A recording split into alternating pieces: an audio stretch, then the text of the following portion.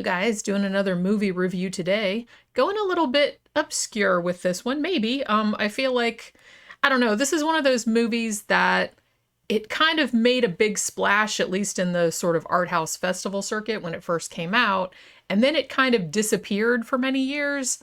It does seem like in the last few years it's kind of getting a critical reassessment. I think it only just recently got released on Blu-ray. It had like disappeared for many years. There was only like a crappy VHS. And it's crazy. This is kind of like one of those quintessential cult films. And I feel like a lot of people have not seen it. It's not for everybody. I'm not going to say that. I guess no movie is, like I said. But if you want to watch it at the moment, at least as of this recording, it's actually on Tubi in the United States. You can watch it for free. This is the 1990 very weird film, The Reflecting Skin. Now, is this a horror film? Sort of.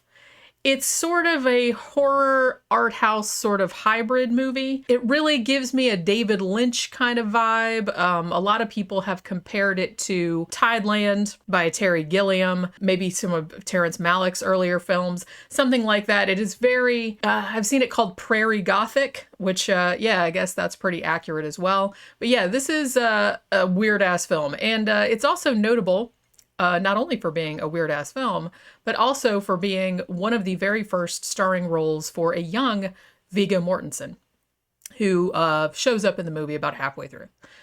So what the hell is this movie about? Let's delve into this, shall we? If you guys have not seen this, I am going to spoil it, so if you haven't seen it, you might want to go to Tubi or whatever streaming service you can find it on and watch it. If you're into surrealism, if you're into art house horror, if you're into just like really creepy, weird, like David Lynchian kind of shit, it does have kind of a Blue Velvet kind of thing, except more of a rural America thing rather than a suburban.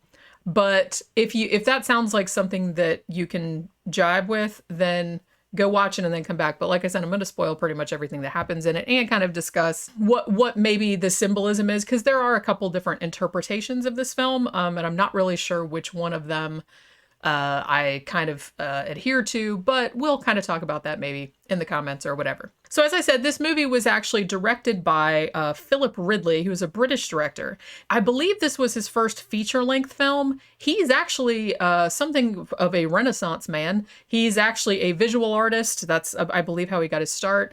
He's also a musician. He's also does a shit ton of stuff in theater.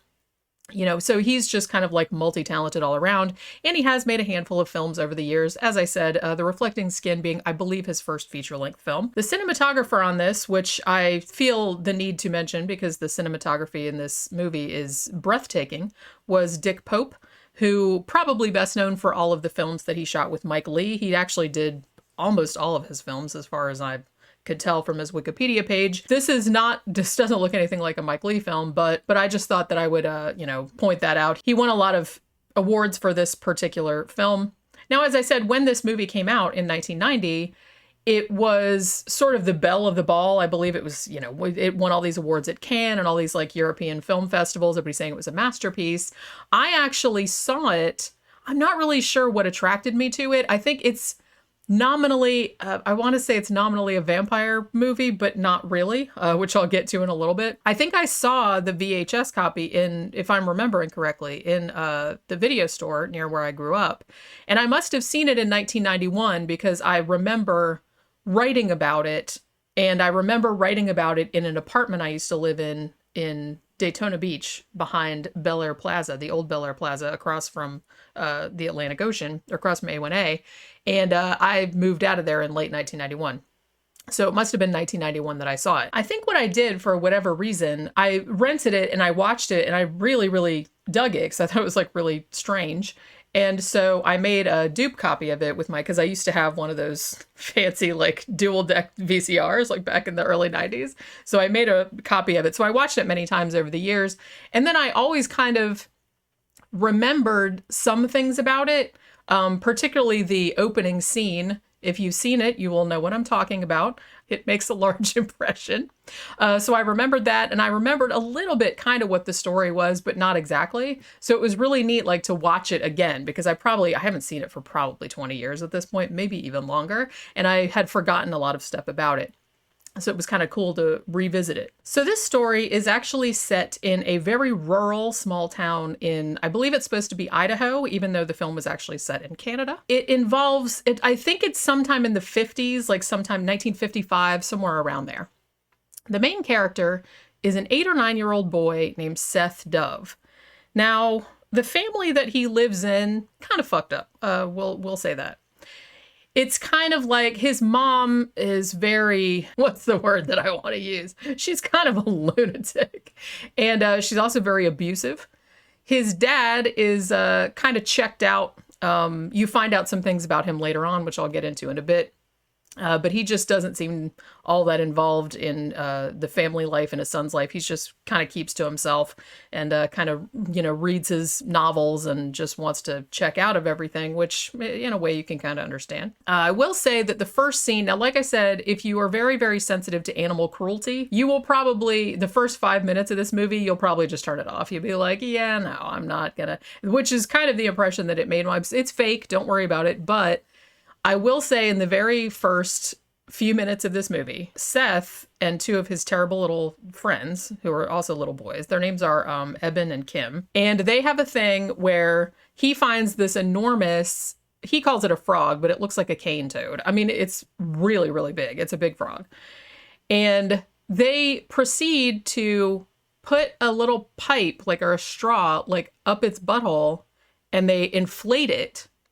And then they lay it in the middle of the road so that when this woman who's kind of also lives in the town, she's kind of the town recluse or whatever, when she walks by in the road, there's this big inflated frog laying there, and the kids shoot a slingshot at it, and the frog explodes all over the woman. So just say, that's what you're getting in for. This is like literally the first 2 or 3 minutes of the movie.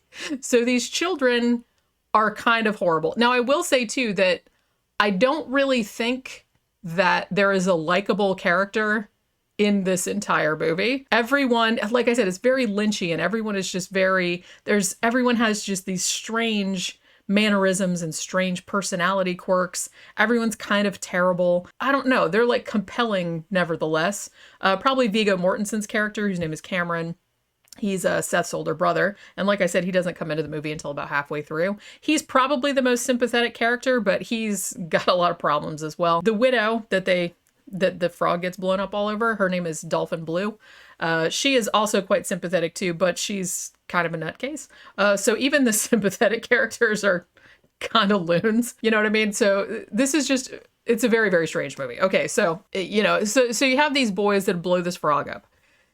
And so she gets frog blood all over her. And Seth's crazy mom makes him go over to Dolphin Blue's house to apologize for blowing the frog up. And as he does that, him and Dolphin Blue get into this very, very strange conversation. Now, she is a widow. Her husband hanged himself about a week after their funeral. I'm not sure how long it's been since that happened, but she's still in mourning. She still wears black everywhere, and she's got like sunglasses and everything. So she's very striking, like walking through these like bright yellow wheat fields, these big vast fields, of which I believe the director, Philip Ridley, the legend goes that he would come to the set like every morning and spray paint the wheat fields so they'd be yellower. So it would look, I don't know if that's true or not, because it's a lot of wheat fields. I mean, if you see the movie, I don't know if anybody could spray paint all of that, but that's the story anyway, because they are very like vibrant yellow. So she has lost her husband, and she is still very, very broken up about it. So this whole conversation between her and the little boy, she's basically saying things like, she was like, I didn't so much care about you blowing up the frog. I just didn't like that you got blood all over my dress. And then she tells him weird shit like, oh, have you ever tied firecrackers to a cat's tail? It's awesome. You should do that. So she's a weird, weird lady. And then she starts talking about her late husband in this very strange way. And she has this little box that has all of these kind of mementos of him. There's like a, a little bottle of the cologne he used to wear. One of his teeth is in there, like, so like a thing of his hair and all this other kind of stuff. And so it's just like this really weird situation. And the kid says something about like asking how old she was, or she asked him how old that he thought she was. And he said, oh, I'm 50. And she said, oh, I'm 200 years old. Now, obviously, if you're an adult, she was just kidding, like in a weird way. But the point of this movie is that everything is seen through Seth's eyes.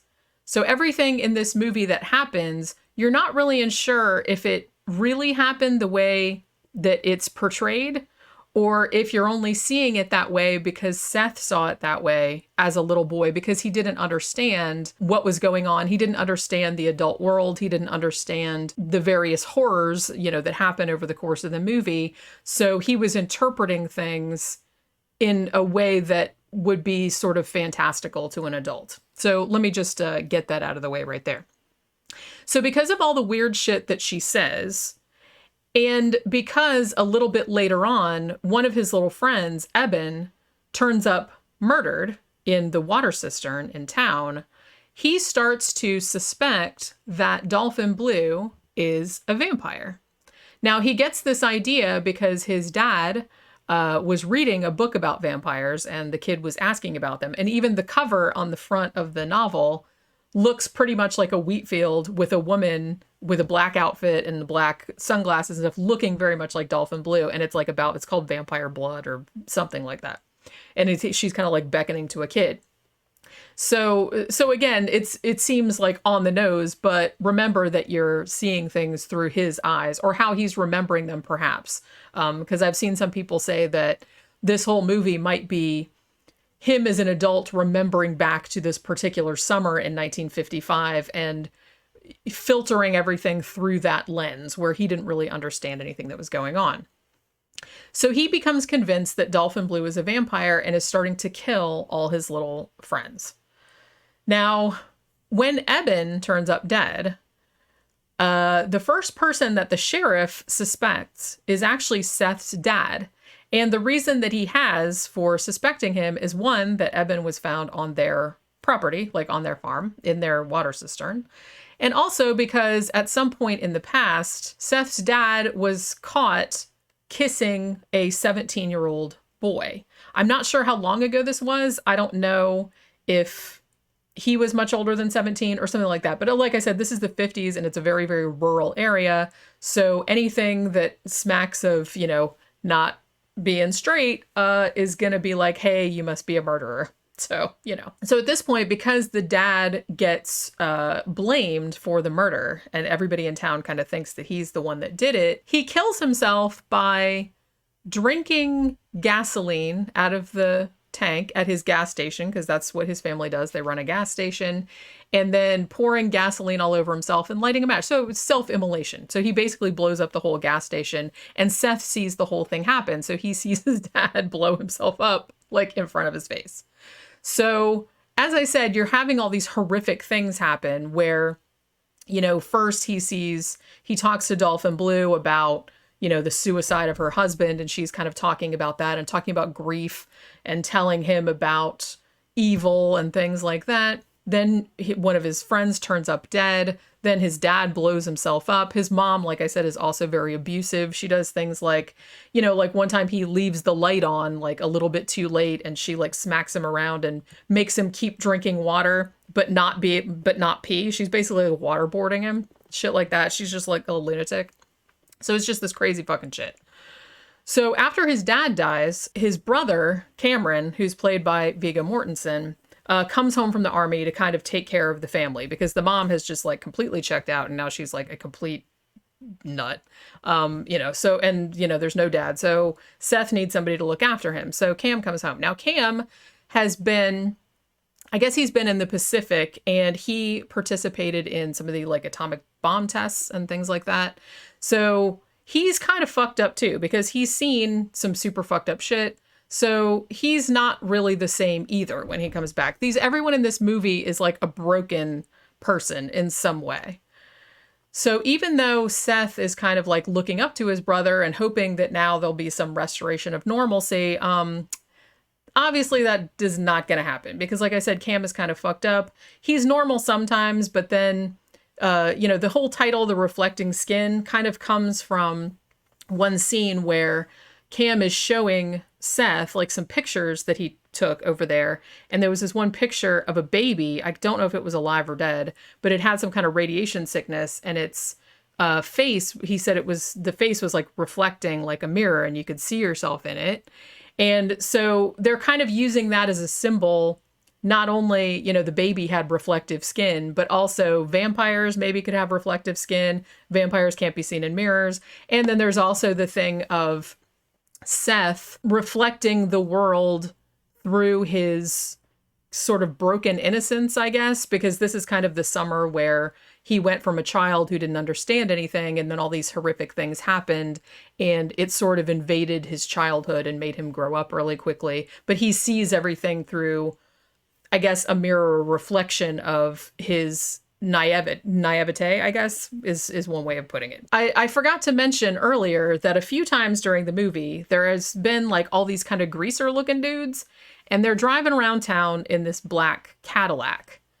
And they seem a little bit menacing. You know what I mean? So that's another thing that's going on in the background that you have to, take into account. So after Cameron comes back, him and Seth are visiting Seth's dad's grave, their dad's grave, and Dolphin is there as well.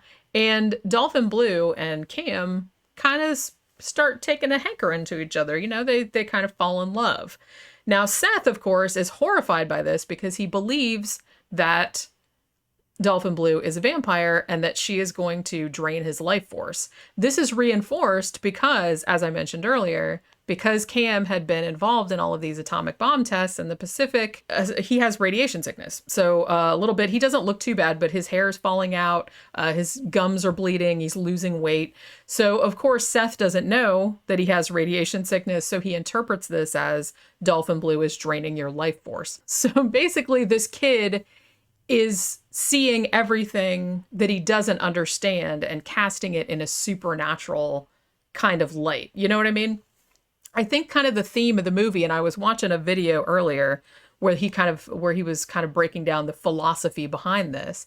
And he's like, basically, during this first conversation that Dolphin Blue and Seth have, she says something to the effect of sometimes evil happens quite naturally or something like that, which I think is almost kind of like the movie's mission statement, because I think the movie is kind of showing that if you're a child or someone that's very superstitious, you always want to attribute these horrific things that happen, evil things that happen, to something outside of us, something outside of humans. So something supernatural. But the movie is showing that it doesn't need to be supernatural. Humans do horrible things all on their own. So we have to like move past this childlike, vision of the world where everything has to be caused by an outside force, because humans are terrible enough on their own, which, that's a cheerful message, isn't it? But so because he believes that Dolphin Blue is a vampire, and because he believes that she is the one responsible for killing his friend Eben,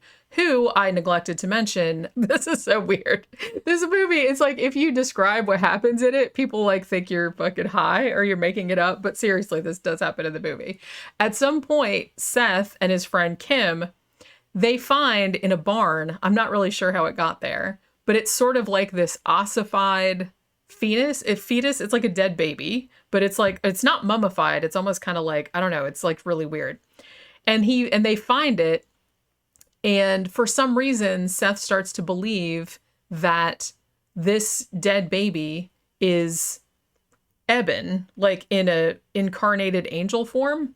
So he takes the dead baby home, keeps it under his bed, and like talks to it at night as though it's his friend Eben. Okay, so I forgot to mention that. There's all kind of weird details in this shit. I haven't even mentioned like the two twins like talking like birds or anything. It's just like there's so much bizarre shit in this that it's like hard to, keep track of it all. So the thing about it is that he believes that Dolphin Blue is has killed his friends, is draining his brother's life force. But then the weird thing is that he sees with his own two eyes the aforementioned greasers in the black Cadillac, kidnapping his other friend, Kim, who later turns up dead. Now, there is some speculation because I don't believe anyone else in the movie ever sees the black Cadillac or ever interacts with the dudes in the black Cadillac except for Dolphin Blue. So some people have speculated that the greasers in the black Cadillac are actually not there, that they're actually a manifestation of Seth's imagination, and that, in fact, Seth killed his friends. And is kind of casting back, allaying guilt for his crimes by saying that it was like someone else that did it. It was this gang. But yeah, so they kidnap Kim, put him in the car, and then later on he turns up dead as well. Now, at this point, as I said, he has this huge argument with Cam because he's telling her, like, look, Dolphin Blue, she's a vampire. She's draining your life force. That's why all these bad things are happening to you. That's why you're losing weight and your hair's falling out and all this other kind of stuff. And he, of course, just laughs at it. He's like, look, I'm in love with her. She's in love with me. We're running away together. We need to get the fuck out of this place. And so he is kind of, fails in trying to save his brother. But then, like, right at the end, Seth sees her. And she is wearing white now, meaning that she has moved past the grief over her husband. She's done mourning, and she's ready to move on with her new life with Cam. And she comes toward him, and she says a few things about growing old. And, she's like, when you get older, this will happen to you. You'll get arthritis, and you'll shit yourself, and, all your teeth will fall out, and all these other things. She's like, so she has this long litany of like all these horrible things that happen to you, like while you're aging. But then at the end, she says, but if you find somebody to love you, then it's okay. Then you'll always be young. So she kind of says something like that. And then she says to him that she's going into town and she needs a ride. At which point, the greasers in the black Cadillac drive by, and she gets in the car with them. Now, even though Seth has seen these dudes, whether they're real or not, has seen these dudes kidnap his friend, who later turned up dead, he does not warn her that they are murderers. So she gets in the car, all smiles, and then later on, she is found dead, laying in the cornfield. At which point Cameron, of course, has a nervous breakdown. And the very, very last scene of the film is Seth finally realizing that she is not a vampire, that none of the stuff that has happened, none of the horrific events that have taken place have been attributable to a supernatural force, that it was a human force. So it's almost like he kind of grows up all in this one day. And he just runs out into the cornfield, it's sunset, and he just screams and screams and screams at the sunset. And then he has like all this dirt falling. Which goes back to something that his dad was saying about, you need to drink something or you'll be dust or whatever. And like I said, that kind of goes back to the vampire thing too, because, vampires turning into dust in the sun. But basically it's him coming to terms with humans can be evil, that's all that evil is. It's just horrible things that humans do to one another. You don't need a supernatural aspect. And the fact that he did not warn Dolphin Blue, or in some interpretations that he maybe killed Dolphin Blue and just, as I said, maybe those dudes aren't real and maybe Seth was the one doing all the murders. But he's kind of just come to realize that his brother's life is destroyed now. Everything, like every horrible thing from the adult world has come crashing in on his childhood innocence. So as I said, this movie, it's very, very strange. It's kind of like one of the quintessential cult films. And I think it's one that was kind of a little bit forgotten about. I don't think, like I said, I think it made a big splash when it came out, as I said, on the festival circuit, but then it sort of went away and like nobody really talked about it for a really long time. And then I guess on the internet, some people started talking about it, especially because of that, exploding frog thing in the front, because that was certainly the scene that made the biggest impression on me. And I still remembered it after all that time. And so I feel like it kind of got a little bit rediscovered. And it got, because for a long time it was only on VHS. And then there was kind of like, I think there was a Japanese DVD or Blu-ray or something, but it was kind of crappy quality. I think 2015, I think they finally released it on Blu-ray, although I believe it's limited edition. But yeah, I mean, this is a gorgeous looking movie. The director, Philip Ridley, has said that he, even though he's British, he had, seen a lot of American films, obviously, and had read a lot of American literature and wanted the film to look like kind of an American Gothic, like, you know, the paintings of Andrew Wyeth or Edward Hopper, something like that. This actually kind of reminds me a little bit. It has a little bit of the same vibe as The Other from 1972, you know, by Thomas Tryon, which, you know, we did a retrospective on a while back, but in the sense that it's just this very, very rural setting and just like this golden color palette with, you know, all of this, you know, this almost kind of like idyllic, gorgeous looking surface and all of this, you know, sort of rot going on underneath it. So, you know, that's very much the theme of the whole thing. Like I said, more that humans are the cause of evil instead of like supernatural. Now, as I said, I don't know, it's very, very art house. It's kind of slow moving, I guess, but it just has so many weird scenes and just so many like disturbing images. Like a lot of fucked up stuff happens in this, and I've even watched like some reviews of it by younger reviewers that were like, man, that was fucked up. There's like fucked up stuff happens in this. So I'm just saying that if you're into more like traditional horror, I guess you probably won't be into it. You might just think it's weird or boring or something like that, but it's just really, it's a hard to describe film if you haven't seen it. But yeah, it's on Tubi at the moment. As I said, I think there's a special edition Blu-ray that came out in 2015, although I think it was limited edition, so I don't know if there's any of those left or not. But I definitely would recommend it, especially if you're into just real, you know, kind of, if you're into like, if you like stories like, you know, Flannery O'Connor or something like that, or you liked David Lynch, like some of David Lynch's movies, you would probably really dig this. It's super, super weird. Not a horror movie necessarily, but it's kind of like a weird, arty, I don't even know if I'd call it a drama because that makes it sound too pedestrian, I suppose. It's just a very weird, surreal, you know, it's very Terry Gilliam, it's just along that line. So if you like stuff like that and you haven't seen it, then I would definitely recommend checking it out because I feel like it's still a little bit under the radar. A lot of people don't really talk that much about it. But yeah, it's on Tubi at the moment if you want to check it out. So that'll do it for this Flickers of Fear, and I will see you on the next one. Bye.